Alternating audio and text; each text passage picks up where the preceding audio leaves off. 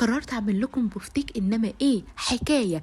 رحت للجزار وجبت قطعيه من الفخده تحديدا وقطعتها زي البفتيك وقعدت ادب فيها بالمدق لبره مش لجوه. وطبعا حطيت بقى التتبيله ميه بصل وفلفل اسود وملح وبهارات لحمه وكمان توم باودر، والمفروض تحطوا صويا صوص، ده حسب الفيديو اللي انا اتفرجت عليه، بس انا ما كانش عندي صويا صوص فرحت حطيت